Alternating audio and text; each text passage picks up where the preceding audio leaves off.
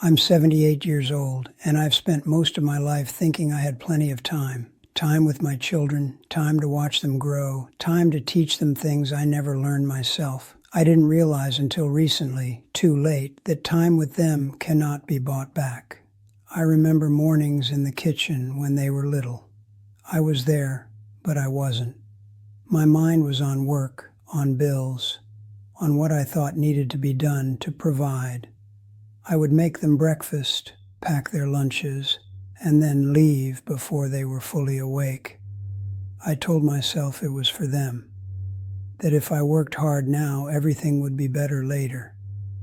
When I think back, I see the tiny gaps I left in their lives. A soccer game I didn't attend because I had a meeting, a school play I missed because I was exhausted. Their birthdays, I was there in body, but my mind was elsewhere. I convinced myself it was enough, but it wasn't. In my 20s, I had dreams too. I wanted a house, a car, a steady career.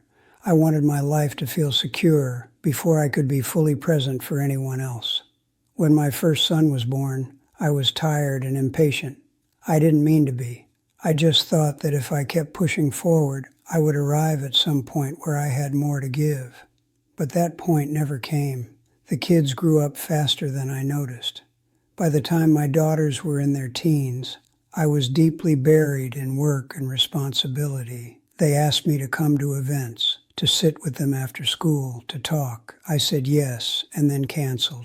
I promised the next day, the next week. I always thought there would be a next. The cost didn't hit me all at once. It was quiet, like erosion. A missed recital here, a skipped dinner there, a conversation delayed until tomorrow. Small things that seemed harmless at the time. My children didn't complain too loudly. They were kids. They adapted. I thought that meant they didn't need me. I was wrong. There were moments, though, that still haunt me. I remember my eldest son, probably about 10, coming into my study while I was working late. He wanted to show me a drawing he'd made. I looked at it for a few seconds, nodded, told him it was nice, and went back to my papers. He didn't protest. He didn't cry. He just left quietly. I didn't notice how heavy that silence was until decades later. I kept thinking that my presence would be enough as long as I provided. I worked hard, yes. I paid the bills, fixed the roof, bought the toys, took them on vacations when I could, but I wasn't really there. And I see now that they knew. Children always know. It took a death to finally make it undeniable. My youngest daughter lost a close friend suddenly, a girl her age. I watched her cry in ways I hadn't seen before. I held her, and for the first time in a long time, I realized I hadn't truly held her in years. I hadn't been the father I promised myself I would be. And that realization, it didn't hurt like a cut. It hurt like the whole body of me was hollow. I remember the first time one of my sons left home. I told myself it was fine, that he'd call. He did, rarely at first, and then almost never. I blamed work, blamed circumstances, blamed everything but myself.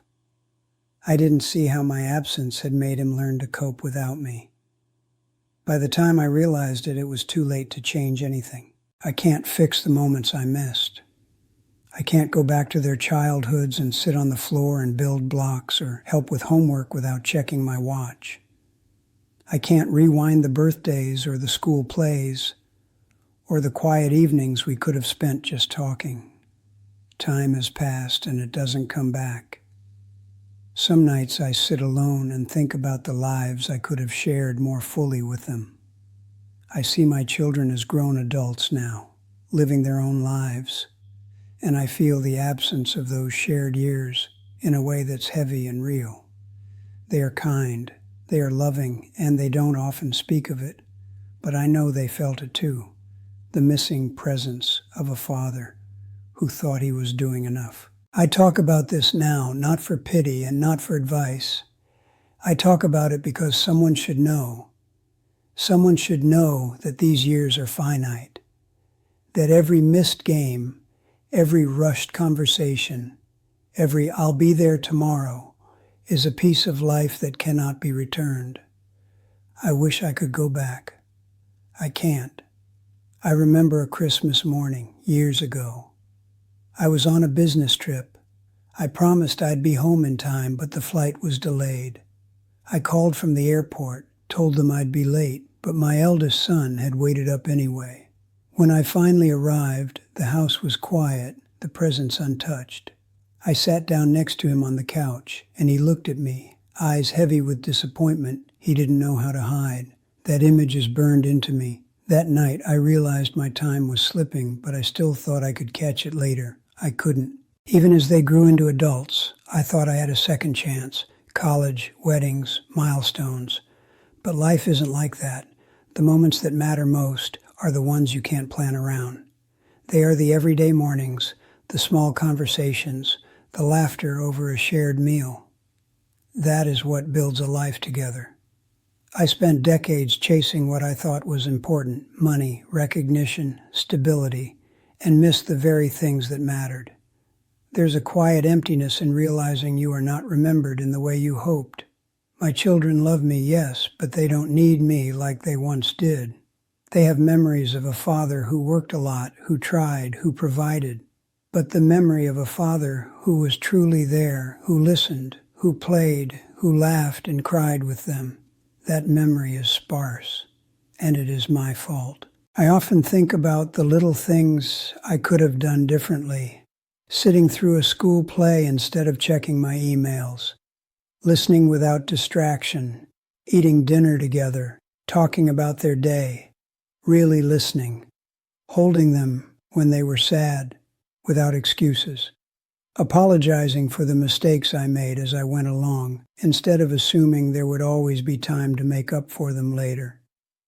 It's strange, this awareness. It comes in waves. Sometimes it's heavy, pressing, unbearable. Other times it's quieter, a steady ache. I talk to my children now as much as I can. I try to make the most of the time I have left, and I tell them, not as a lesson, but as truth, that I regret so many things I cannot fix. They nod politely, smile, forgive, but the lost time can't be returned. I think of my own father and mother, and I realize how easily this cycle repeats, how we all assume there is always more time. But there isn't. Life doesn't pause. Children don't wait. Love cannot be measured in presence or security. It is measured in presence, in attention, in the small moments that we often overlook. I've learned slowly, painfully, that I can only do what remains. And even that feels small sometimes. I can call them. I can ask about their day. I can listen. I can admit my mistakes. It's not enough to make up for decades, but it's what I have. And in some ways, that is a mercy. If this story means anything to you, I want you to know that what you think can wait, cannot. The small moments are the real moments. I don't say this to make anyone feel guilty, only to tell the truth of my life before I'm gone. I look out the window now, watch the sun set slowly, and I think about my children when they were little, running around the yard, calling my name, laughing. I close my eyes and let myself remember what I missed. It hurts. It always will. And yet, there's a quiet gratitude too. They are alive. They are kind. They remember me, in pieces. And that is something. I am 78. My time is limited. I will never get back those mornings, those evenings, those moments. But I still have today, and I still have them, and I will spend what I have left, not in regret, but in quiet, careful presence. Not because I can fix the past, but because I can witness the present.